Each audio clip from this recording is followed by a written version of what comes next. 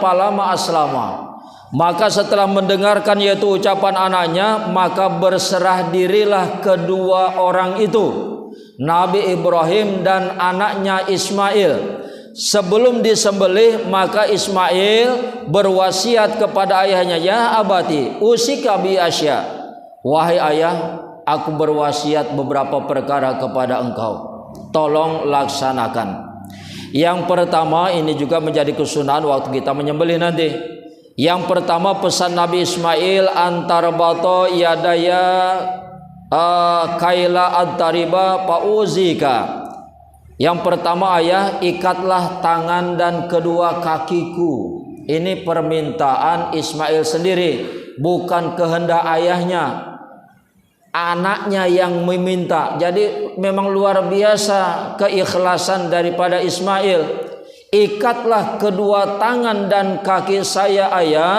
Apa sebabnya? Kaila ad-taribu pauzika, supaya nanti saya tidak mengamuk, tidak berontak, sebab sakit itu dipotong. Pauzika, dan nanti mengganggu engkau di dalam proses penyembelihan. Jadi ayahnya juga yang dikhawatirkan. Nanti ayah kewalahan nanti motong saya, sebab begitu dipotong nanti saya ngamuk. Kan begitu, ayah yang nanti kewalahan untuk motong saya, terganggu nanti proses penyembelihan nanti. Jadi ayahnya yang dikhawatirkan. Yang kedua, wa anta ja'ala wajhi 'alal ardi kaila tanzur ila wajhi fatarhamuni. Ini juga ayahnya yang dikhawatirkan. Begitulah anaknya, luar biasa ini. Yang kedua, ayah, telungkupkanlah wajah saya ke bumi. Jangan dalam keadaan posisi telentang. Apa sebabnya? Kaila tanzura ila wajhi fatarhamuni, supaya engkau tidak melihat wajahku nanti menahan sakitnya disembelih. Fatarhamuni, nanti engkau kasihan kepadaku.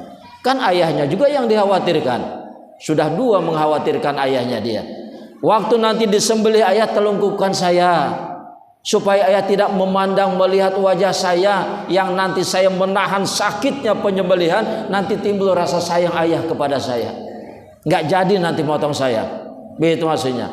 Kalau kita pun nanti kan disunahkan, yang pertama tadi diikat sunahnya, motong yaitu kambing, motong lembu, sampai motong unta pun itu diikat, walaupun dalam keadaan berdiri. Motong unta itu berdiri, untanya dalam posisi berdiri, cuman satu kaki diikat, ya kaki depan. Nah, siapa yang sudah pernah ke Mekah ini menunaikan haji, di sana pernah melihat motong unta? Begitu motong unta, kaki depannya diikat sebelah. Setelah diikat sebelah, dipotong dia dalam keadaan berdiri. Memang begitu, memang begitu dia motong unta, memang begitu dari dulunya begitu dia. Enggak ditidurkan dia. Yang kedua tadi, kalau menyembelih ditutup dengan kain kapan atau kain putih. Supaya apa? Supaya hewan kurban kita tadi tidak melihat pisau yang kita cabut. Sebab binatang juga paham itu. Ya, kasihan dia. Sebelum yaitu kita mengeluarkan pisau, sudah ditutup duluan matanya itu dengan kain kapan, dibalut sama kita. Jangan dalam keadaan terbuka dia. Apalagi mengasah pisau di depan kurban. Ya, ada itu kadang-kadang ya. Nah, begitu sudah dipakai berangkat atau mau dipakai masih tumpul, ngasah pisau di depan kurban, jangan. Ya jangan, nggak boleh itu. Zalim sudah itu. Iya, zalim, nggak boleh diasahnya. Nakutin namanya. Yang ketiga, pesan Nabi Ismail, waqfid anni siyabaka kaila yatalatahu alaiha syai'un minadami payangkusu ajri watarahu ummi patahzanu. Yang ketiga, ayah, waktu motong nanti gulungkan lengan baju tuh, ya, lengan baju atau pakai sarung, dia dinaikkan sarungnya. Supaya apa? Supaya tidak terpercik daripada darahku yang akan mengurangi daripada yaitu pahalaku. Ya, supaya darah tadi jatuh ke bumi semuanya. Sebab setiap tetes darah dijadikan malaikat. Begitu kita motong hewan kurban, ya, kambingkah dia, lembukah dia, setiap tetes darah dijadikan malaikat. Satu tetes 10 malaikat. Satu tetes darah. Bisa dihitung kalau kambing saja berapa tetes darah, atau kalau kita motong lembu berapa tetes darah. Satu tetes darah Allah jadikan 10 malaikat, yang seluruhnya yang terjadi tadi ribuan malaikat, seluruhnya memintakan ampun bagi yang berkurban sampai datang hari kiamat. Jadi kita menerima transferan pahala. Enak-enak kita sedang duduk begini, itu pahala terus ngalir. Sedang duduk, sedang berdiri, sedang ngobrol kita di warung, transferan pahala terus mengalir. Bahkan sedang tidur pun kita terus ditransfer pahala. Dari mana? Dari malaikat yang terjadi daripada hewan kurban kita. Bukan luar biasa, kan enak itu. Tanpa ibadah kita santai-santai, transferan pahala mengalir sama kita dari ribuan malaikat. Begitu itu luar biasanya. Ya. Watarahu umi patahzanu, dan nanti terlihat oleh ibu kalau ayah tidak menggulungkan lengan baju ayah, lalu begitu motong terpercik darah saya, pulang ke rumah terlihat oleh ibu, nanti ibu berduka cita, bersedih. Jangan sampai darahku itu nampak sama ibu. Itu pesannya yang ketiga. Pesan yang keempat, washhad syafrataka wasra imroraha ala ahalki liyakuna ahwanun painal mauta asyadun. Yang keempat, ayah, tajamkanlah dulu pisau ayah. Ini menjadi kesunahan. Sebelum motong, tajamkan, asah dulu betul-betul itu. Jangan hari motongnya, kalau bisa sebelum hari motong sudah di setel itu pisau, ditajamkan. Jangan hari motongnya apa ya, buru-buru. Ya, sebelum hari pemotongan sudah di setel pisau, diasah. Tajamkan pisau ayah. Wasra israrah ala halki, dan cepatlah lintasan di atas leherku itu.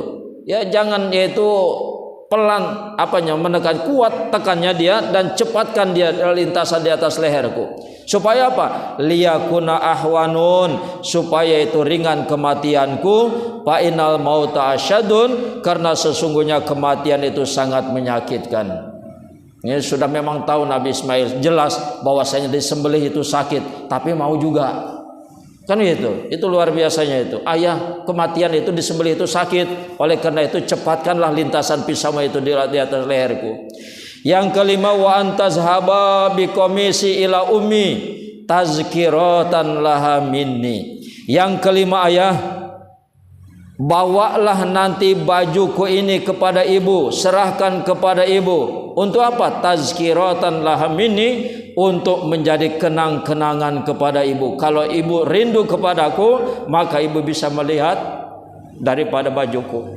Itu pesan Ismail, ya, supaya baju yang dia kenakan waktu penyembelihan itu diserahkan kepada ibunya untuk kenang-kenangan. Wasalim alaiha wa kullaha isbiri al amrillah, dan sampaikan ulu salam saya kepada ibu, dan katakan kepada ibu, isbiri ala amrillah, bersabarlah di dalam melaksanakan perintah Allah. Sayangnya itu bukan kepada dirinya, kepada orang tuanya, sayang kepada bapaknya, sayang kepada ibunya. Yang ketujuh, wala takhbiruha kaifa zabahtani.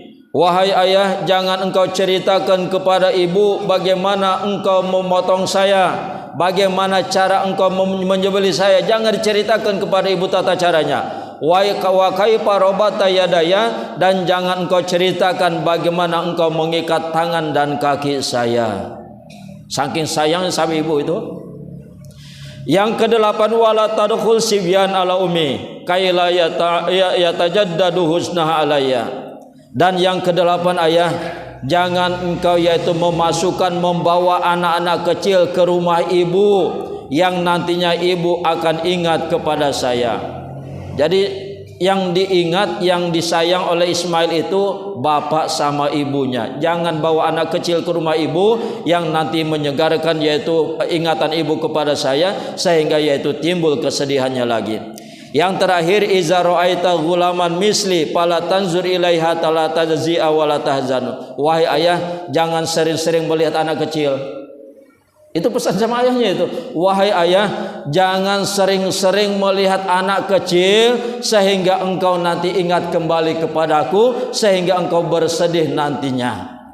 Jadi orang tuanya tetap yani. Setelah penyerahan, maka yaitu mulailah Nabi Ibrahim Nabi membaringkan anaknya seperti yaitu kita menyembelih hewan kurban, diletakkan pisau di atas lehernya, ditekan kuat, ditarik sekuat-kuatnya, tetapi yaitu dengan izin Allah pisau tidak sanggup memutuskan daging. Ya, dengan izin Allah itu. Jadi dengan sebab ini Nabi Ismail protes. Ya, dikala itu terbukalah seluruh mata malaikat. Waktu dulu pernah malaikat itu berkata, apa perkataan malaikat itu? Ataj'alu fiha ma yufsidu fiha wa yasfiku dima. Wahai Allah, apakah engkau menjadikan di muka bumi yaitu khalifah makhluk yang akan membuat kerusakan dan menumpahkan darah? Jadi dengan perkataan itu, ya, malu malaikat, merasa bersalah malaikat, terbuka seluruh mata malaikat. Kata Allah, unzuru ila abdi kaifa yamuru sikin ala halki waladihi. Wahai malaikat, perhatikan oleh engkau, lihatlah kepada hambaku bagaimana dia melewatkan pisaunya, melintaskan pisaunya di atas tenggorokan anaknya, li ajli ridhoi, karena yaitu mencari ridhoku. Itu kata Allah. Jadi begitu yang pertama itu gagal, bukan senang, bukan gembira Nabi Ismail, malah sedih, Bu. Lehernya nggak putus, yang seharusnya senang, gembira, kan itu nggak jadi dipotong. Tapi Nabi Ismail malah marah, dia nggak senang, nggak jadi disembelih. Apa jawaban Ismail? Ya abati, hal yadaya warijli hatta la yarani Allahu makruhan. Wahai Allah, wahai ayah, lepaskanlah ikatan kedua tangan dan kakiku, sehingga Allah melihatku tidak dalam keadaan terpaksa. Barangkali Allah melihatku dalam keadaan terikat tangan dan kaki ini, barangkali Allah menyangka aku terpaksa. Tidak. Dan supaya malaikat menyaksikan do'i sikin ala unuki, supaya apa? Liya'lamal malaikat anabnil khalil muti'ul lillahi li amri bil ikhtiyari. Dan letakkanlah pisaumu dengan benar untuk yang kedua kali ini di atas leherku, wahai ayah. Supaya apa? Supaya malaikat tahu bahwasanya anak al-khalil Ismail ini, anak Nabi Ibrahim, taat menjalankan perintah Allah bil ikhtiyari, dengan yaitu pilihannya sendiri. Diriku dipotong bukan yaitu karena paksaan ayah, bukan dipaksa oleh ayah, bukan dimarahi oleh ayah, tapi saya ingin disembelih. Ya, disembelih ini karena keinginanku. Oleh karena itu, untuk yang kedua kali benarlah, betullah di dalam meletakkan pisau itu. Ini tuntutan luar biasa. Jadi anaknya sendiri yang ngotot. Itu. Nah, bentar lagi ya. Maka dilaksanakan untuk yang kedua kali, diletakkan yang kedua kali, ditekan luar biasa kuatnya, ditarik. Yang kedua kali pun tidak sanggup memutuskan daging. Apa yaitu selesai di waktu itu? Apakah senang Nabi Ismail? Tidak. Yang ketiga kali kata Nabi Ismail, ya abati, wahai ayah, do'abta kuataka bisababi mahabbati kali pala takdiru ala zibhi. Wahai ayah, sudah lemahkah kekuatan engkau dikarenakan engkau masih sayang kepadaku? Cobalah bayangkan ucapan yang ketiga itu. Wahai ayah, sudah lemahkah kekuatanmu dengan sebab yaitu engkau sayang kepadaku?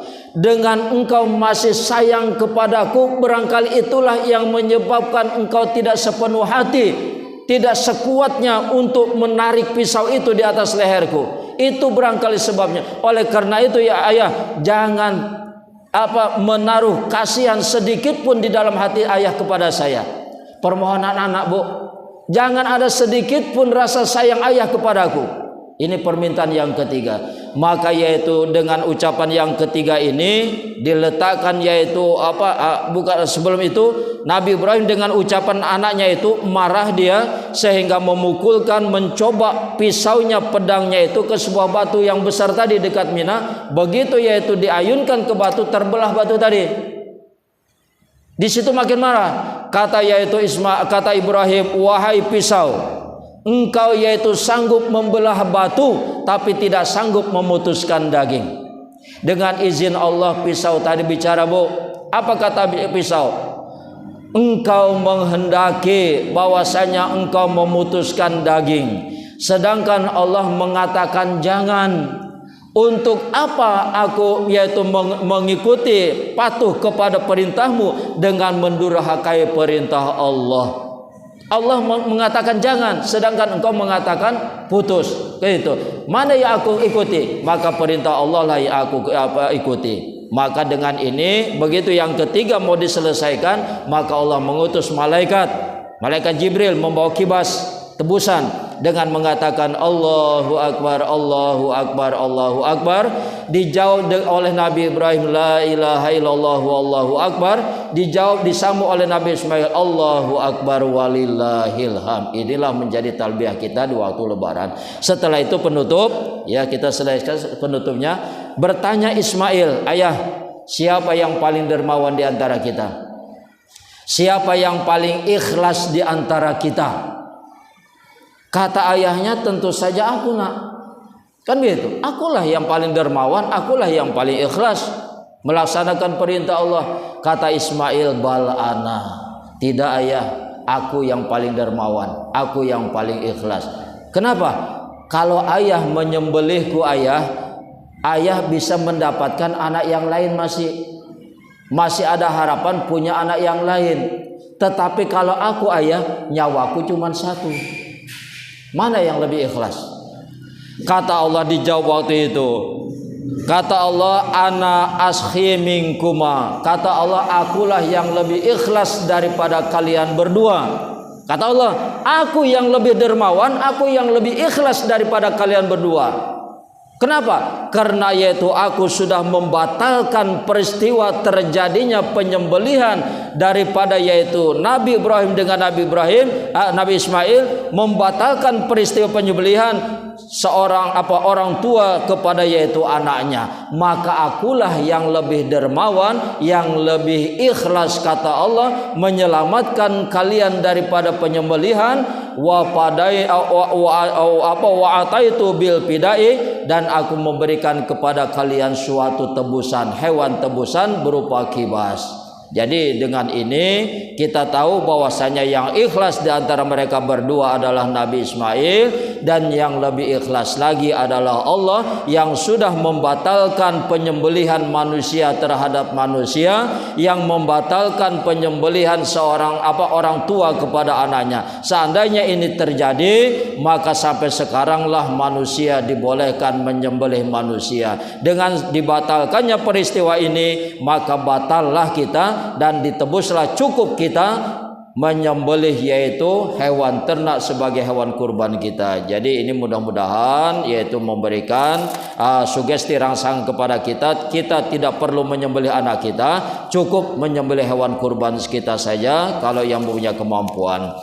Amin ya rabbal alamin. Kita tutup dengan kifarat majlis. Subhanakallahumma wa bihamdika asyhadu an la ilaha illa anta astaghfiruka wa atubu ilaik. Subhanallah walhamdulillah wa la ilaha illallah wallahu akbar wa la haula wa la quwwata illa billahil aliyil azim. Assalamualaikum warahmatullahi wabarakatuh. Iya, Bu. Boleh sekalian qada Ramadan. Boleh.